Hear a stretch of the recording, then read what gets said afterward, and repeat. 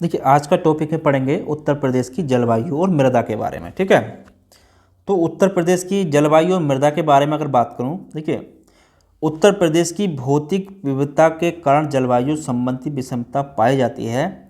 वो जलवायु की दृष्टि से अगर यहाँ पे बात करूँ, जो विषमता है यहाँ पर, विषमता, ठीक है, विषमता, तो यहाँ की जलवायु में जो विषमता है, तो वो यहाँ की जलवायु की दृष्टि से, अगर जलवायु की दृष्टि से देखा जाए, जलवायु की दृष्टि से, तो जलवायु की दृष्टि से उत्तर प्रदेश को उपोष्ण कटिबंध में आता है। ठीक है, काय में आता है आपका उत्तर प्रदेश, जो आता है उपोष्ण कटिबंध में आता है। ठीक है, उत्तर प्रदेश उपोष्ण कटिबंध में आता है। ठीक है, उपोष्ण कटिबंध में, उपोष्ण कटिबंध में आपका आता है ये। तो इस चीज़ को नोट करते चलना, मैंने पिछली क्लास में आपको बताया था, आगे ही बता रहा हूँ। ठीक है, और जबकि प्रदेश की जलवायु की अगर बात की जाए, अगर प्रदेश की जलवायु की अगर यहाँ पे बात करूँ मैं, जबकि जलवायु की अगर बात करूँ, जलवायु, तो जलवायु जो है यहाँ की वो उष्ण कटिबंधीय मानसूनी प्रकार की है। ठीक है, जलवायु कैसी है? उष्ण कटिबंधीय मानसूनी प्रकार की है। ठीक है, उष्ण कटिबंधीय,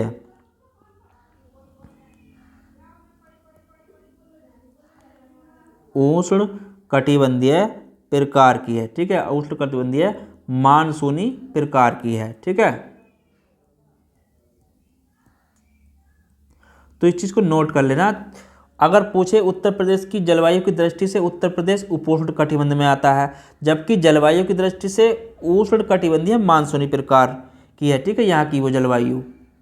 ठीक है, तो अब यहाँ पे देखिए, अब उत्तर प्रदेश की जलवायु को जो वर्गीकृत किया गया है, जो उत्तर प्रदेश की जलवायु की अगर बात करूँ यहाँ पर, उत्तर प्रदेश की जलवायु, प्रदेश की जलवायु, तो जलवायु को जो दो भागों, दो जलवायु प्रदेशों में यहाँ पर वर्गीकृत किया गया है। ठीक है, जलवायु काय में किया गया है? दो जलवायु प्रदेशों में। ठीक है, जलवायु को दो जलवायु प्रदेशों में वर्गीकृत किया गया है। ठीक है, दो जलवायु प्रदेशों में, वर्गीकृत किया गया है। ठीक है, वर्गीकृत किया गया है। अब यहाँ पे एक चीज़ पूछती है, जो प्रथम आता है, अगर उसकी बात करूँ, पहली कौन सी है और दूसरी कौन सी है। ठीक है, तो दो प्रकार में बांटा गया है। एक है इसमें आपकी उष्ण एवं आर्द्र जलवायु प्रदेश। ठीक है, तो एक तो क्या हो गई आपकी उष्ण एवं आर्द्र जलवायु प्रदेश, उष्ण एवं आर्द्र जलवायु प्रदेश, आर्द्र जलवायु प्रदेश। दूसरा जो बांटा गया है, वो बांटा गया साधारण आर्द्र उष्ण जलवायु प्रदेश। ठीक है, दूसरा बांटा गया इसमें साधारण साधारण एवं उष्ण। ठीक है, साधारण एवं उष्ण जलवायु प्रदेश। ठीक है,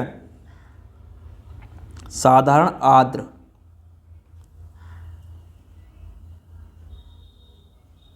साधारण आर्द्र एवं उष्ण प्रदेश में बांटा गया। ठीक है, उष्ण प्रदेश, तो दो में यहाँ पर बांटा गया है। ठीक है, तो इस चीज़ को आपको बहुत अच्छे से याद ध्यान रखना है।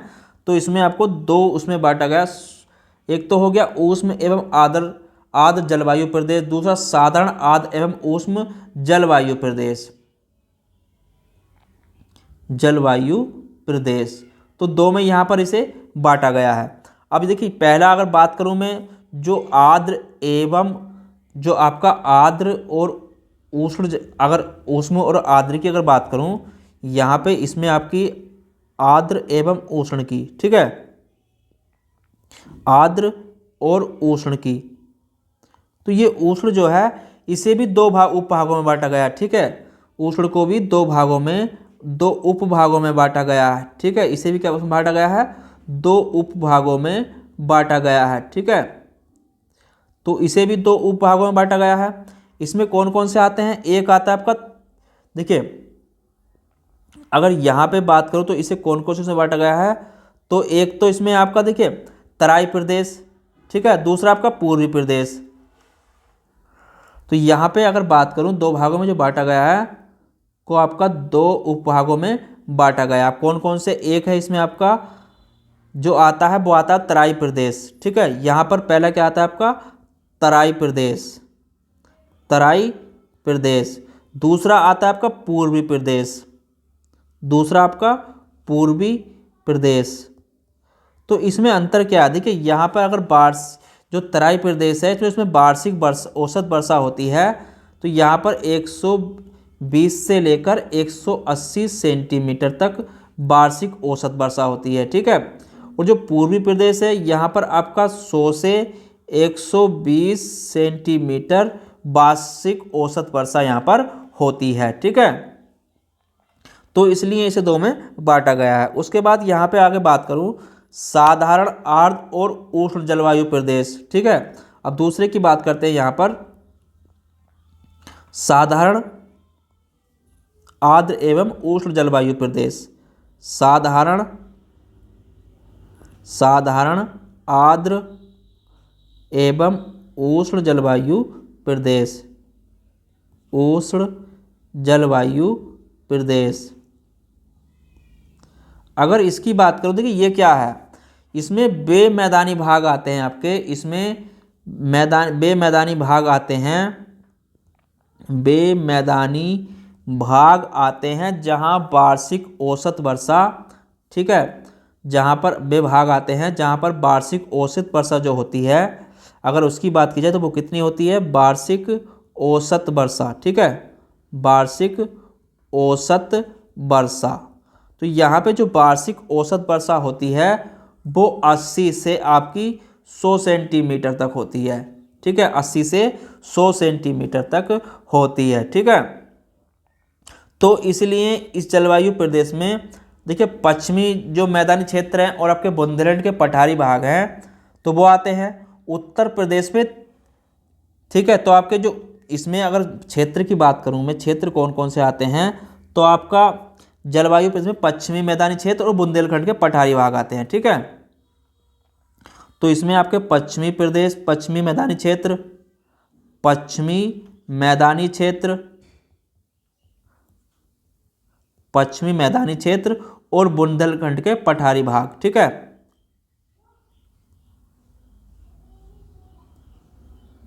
बुंदेलखंड के पठारी भाग वो आपके इसमें आते हैं। ठीक है, अब यहाँ पे ये तो हो गया। उसके बाद अगर यहाँ पे बात करूँ उत्तर प्रदेश में कितनी ऋतु हैं, अगर ऋतुओं की बात की जाए, ऋतुएं कितनी हैं उत्तर प्रदेश में? ऋतुएं तो यहाँ पर कितनी ऋतु हैं आपकी? देखिए 3 ही ऋतुएं हैं आपकी। कौन कौन सी? आपकी ग्रीष्म ऋतु, ठीक है, ग्रीष्म ऋतु। दूसरी आपकी वर्षा ऋतु, वर्षा ऋतु। तीसरी आपकी शीत ऋतु। ठीक है, तीसरी क्या आपकी? शीत ऋतु। तो यहाँ पर 3 प्रकार की ऋतुएं पाई जाती हैं। ठीक है, ये भी पूछ लेता है, इस चीज़ को आपको नोट कर लेना। चलिए उसके बाद आगे बात करते हैं।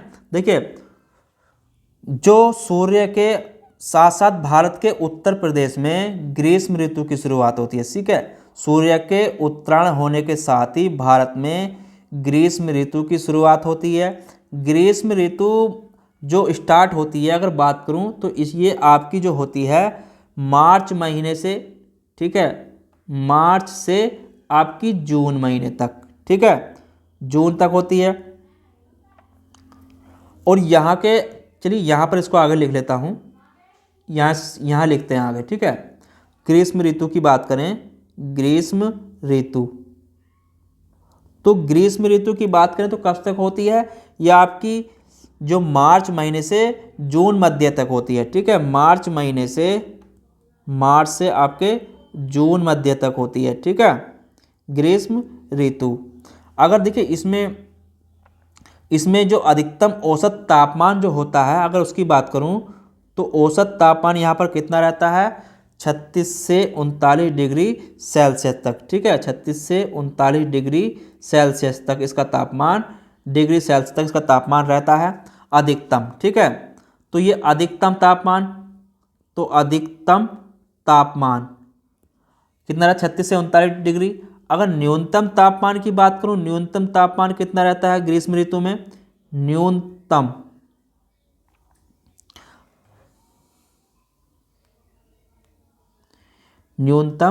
तापमान, तो न्यूनतम तापमान जो रहता है आपका 21 से 23 डिग्री सेल्सियस के मध्य रहता है, ठीक है।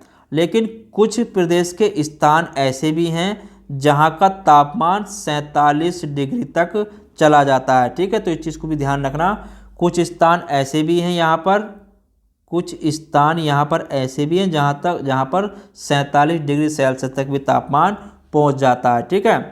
तो इस ऋतु में उच्च तापमान वाली पश्चिमी हवाएं चलती हैं, ठीक है। इसमें क्या होती है, उच्च तापमान वाली पश्चिमी हवाएं चलती हैं, इसमें उच्च तापमान वाली पश्चिमी हवाएं चलती हैं, ठीक है, पश्चिमी हवाएं चलती हैं इसमें, जिन्हें हम क्या कहते हैं, लू कहते हैं, ठीक है। स्थानीय भाषा में इन्हें हम क्या कहते हैं, लू कहते हैं, ठीक है। तो इस चीज़ को आपको ध्यान रखना है, इसे हम क्या कहते हैं, लू कहते हैं। देखिए झांसी और आपके आगरा में जो सर्वाधिक गर्मी पड़ती है, अगर सर्वाधिक गर्मी की बात करूं, सर्वाधिक गर्मी, तो सर्वाधिक गर्मी जो पड़ती है आपकी वो झांसी और आगरा में पड़ती है, ठीक है, झांसी और आगरा में, ठीक है। और सबसे कम गर्मी की अगर बात करूं, सबसे कम गर्मी, सर्वाधिक गर्मी हो गया, सबसे कम गर्मी, तो सबसे कम जो गर्मी पड़ती है वो आपकी बरेली में जिले में पड़ती है, ठीक है। कहाँ पड़ती है आपकी, बरेली जिले में, ठीक है। तो इस चीज़ को आपको नोट कर लेना है, सबसे अधिक गर्मी झांसी और आगरा में, सबसे कम गर्मी आपकी बरेली में, ठीक है। अब यहाँ पे अगर एक चीज़ और नोट कर लेना, ग्रीष्म ऋतु में उच्च तापमान के कारण पूरे प्रदेश में क्या होता है, निम्न वायु दाब का क्षेत्र बना रहता है, और जबकि यहाँ पर मानसूनी हवाओं का आगमन होता है, ठीक है। तो यहाँ पर इस चीज़ को भी नोट कर लेना, उच्च तापमान के कारण प्रदेश में पूरे में निम्न वायुदाब का क्षेत्र बना रहता है और यहाँ पर मानसूनी हवाओं का आगमन होता है, ठीक है। चलिए आगे बात करते हैं, यहाँ पर जो वर्षा ऋतु आती है, उसके बाद यहाँ पे बात करते हैं वर्षा ऋतु की। वर्षा ऋतु, अगर वर्षा ऋतु की बात करूँ तो कब स्टार्ट होती है, जो वर्षा ऋतु होती है आपके जून के अंतिम सप्ताह, ठीक है, जून के अंतिम सप्ताह से, जून के अंतिम सप्ताह से, जून के अंतिम सप्ताह से आपकी सितंबर के अंत तक, ठीक है, सितंबर के अंतिम सप्ताह तक ये रहती है, सितंबर के अंतिम सप्ताह तक, ठीक है। तो आपकी क्या रहती है, वर्षा ऋतु। इसमें होता क्या है, इसमें जो अधिकांश वर्षा है वो आपकी दक्षिणी पश्चिमी मानसून से होती है, ठीक है। अगर वर्षा की बात करूं तो यहाँ पर अधिकांश वर्षा दक्षिणी पश्चिमी मानसून से होती है, ठीक है। तो दक्षिण पश्चिम मानसून से यहाँ पर अधिकतम वर्षा होती है, ठीक है, मानसून से यहाँ पर दक्षिण पश्चिम मानसून से यहाँ पर अधिकतर वर्षा होती है, ठीक है। अब यहाँ पे बात करूँ प्रदेश की कुल वार्षिक वर्षा का जो 83% भाग है वो मानसूनी वर्षा से होता है, ठीक है। तो 83% जो भाग है यहाँ का प्रदेश का, प्रदेश की कुल वार्षिक वर्षा का 83% भाग मानसूनी वर्षा से ही होता है, ठीक है। चलिए आगे बात करते हैं। देखिए प्रदेश की जो भौतिक उच्चवाच में जो विभिन्नता के कारण यहाँ पर जो वर्षा में वितरण में विनिमयता जो विभिन्नता पाई जाती है, जैसे कि पूर्वी प्रदेश के मैदानों में क्षेत्र में वार्षिक, अगर पूर्वी प्रदेश की बात करूं, पूर्वी प्रदेश, तो पूर्वी प्रदेश के मैदानी भागों के क्षेत्र की बात करूं तो वहाँ पर जो वार्षिक वर्षा होती है, वार्षिक वर्षा औसत में जो होती है वो 112 सेमी होती है, ठीक है। मध्यवर्ती मैदानी क्षेत्र में अगर बात करूं, मध्यवर्ती मैदानी क्षेत्र में मध्यवर्ती मैदानी क्षेत्र में। तो मध्यवर्ती मैदानी क्षेत्र में जो होती है वर्षा वो आपकी 91 सेंटीमीटर होती है। ठीक है,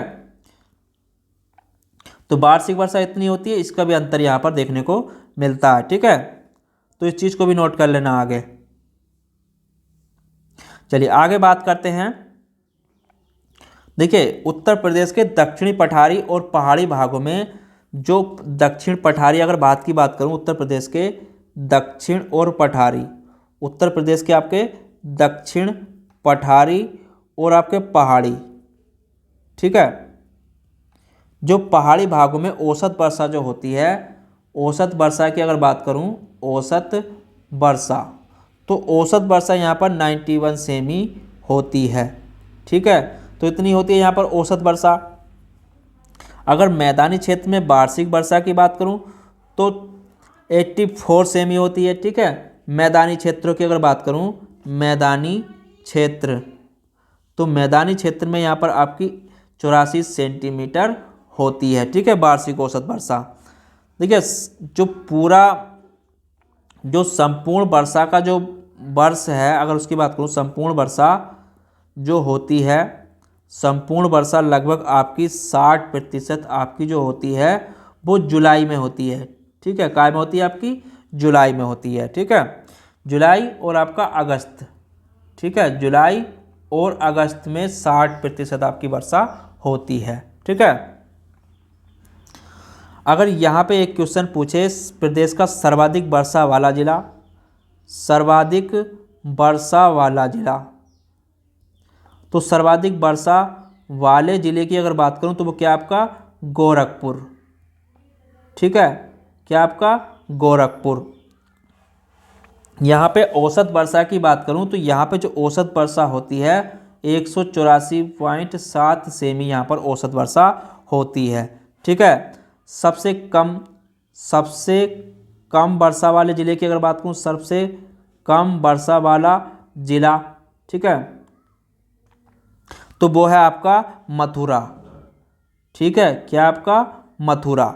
यहाँ जो वर्षा होती है वार्षिक औसत वर्षा वो 54.4 सेंटीमीटर से भी कम होती है। ठीक है, तो इस चीज़ को यहाँ पर नोट कर लेना।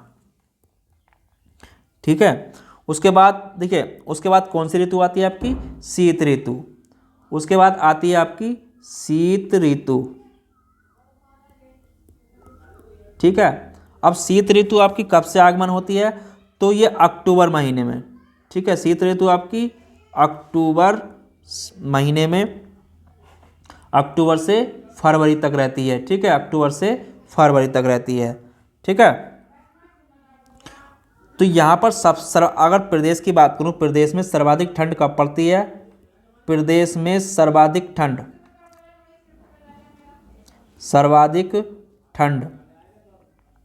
तो प्रदेश में सर्वाधिक ठंड पड़ती है वो जनवरी के महीने में पड़ती है। ठीक है, कब पड़ती है? जनवरी के महीने में। ठीक है, चलिए आगे बात करते हैं। देखिए जो यहाँ पर अगर शीत ऋतु के समय दक्षिणी पठारी क्षेत्र में अधिकतम तापमान जो रहता है, जो दक्षिणी पठारी क्षेत्र है शीत ऋतु में, दक्षिण पठारी क्षेत्र में तापमान, अगर तापमान की बात करूं तो वहाँ पर कितना रहता है आपका? वो रहता है आपका 28.3 डिग्री सेल्सियस से, ठीक है, अधिकतम इतना रहेगा। और न्यूनतम की बात करूं तो इससे लेकर आपका न्यूनतम, ये तो हो गया अधिकतम, ठीक है, इतना अधिकतम रहता है। और न्यूनतम की बात करूं तो वो रहता है 13.3 डिग्री सेल्सियस न्यूनतम। ठीक है, तो इतना तापमान यहाँ पर रहता है दक्षिण पठारी क्षेत्र में। तो इस चीज़ को भी आपको नोट कर लेना। और मैदानी भाग की बात करूँ यहाँ पर, अगर मैदानी भाग में कितना रहता है? मैदानी भाग में तापमान, तो मैदानी भाग में जो तापमान रहता है वो अधिकतम रहता है 27.23 डिग्री सेल्सियस। ठीक है, अधिकतम। और न्यूनतम जो रहता है वो रहता है 10 डिग्री सेल्सियस। ठीक है, 10 डिग्री सेल्सियस न्यूनतम यहाँ पर तापमान रहता है। ठीक है, तो इस चीज़ को भी आपको नोट कर लेना है। चलिए आगे बात करते हैं। देखिए शीत ऋतु में जो उत्तर पश्चिमी क्षेत्र हैं, उत्तर पश्चिमी क्षेत्र, तो शीत ऋतु में उत्तर पश्चिमी क्षेत्रों में यहाँ पर कुछ वर्षा होती है। ठीक है, क्या होती है यहाँ पर? कुछ वर्षा होती है। ठीक है, जो आपकी गेहूं की फसल के लिए क्या होती है, जो रबी की फसल होती है उसके लिए बहुत ही उपयोगी होती है। ठीक है, रबी की फसल के लिए उपयोगी होती है। ठीक है, तो इस चीज़ को भी आपको नोट कर लेना, रबी की फसल के लिए आपकी उपयोगी होती है। ठीक है, तो आज के टॉपिक में मैं इतना ही कराऊंगा। कल आपको इसमें देखिए जो जलवायु से कराया, कल मैं आपको इसमें मृदा से कराऊंगा। ठीक है, तो आज का टॉपिक मैंने जलवायु खत्म कर दिया आपका, कल मैं आपको इसमें मृदा व्यवस्था से कराऊंगा। ठीक है, आगे तो आज के टॉपिक में इतना ही रहने देते हैं। कल मिलेंगे इससे अगले टॉपिक के साथ, मृदा व्यवस्था। ठीक है, वो इसी में रहेगा, इसी का टॉपिक है आपका। ये तो मैंने आपका जलवायु का करा दिया। ठीक है, तो जलवायु मैंने करा दिया, कल कराऊंगा इसमें मृदा। तो आज के टॉपिक में इतना ही, जब तक के लिए कल मिलेंगे फिर। तो चैनल पर नए हो तो चैनल के साथ जुड़े रहें। धन्यवाद।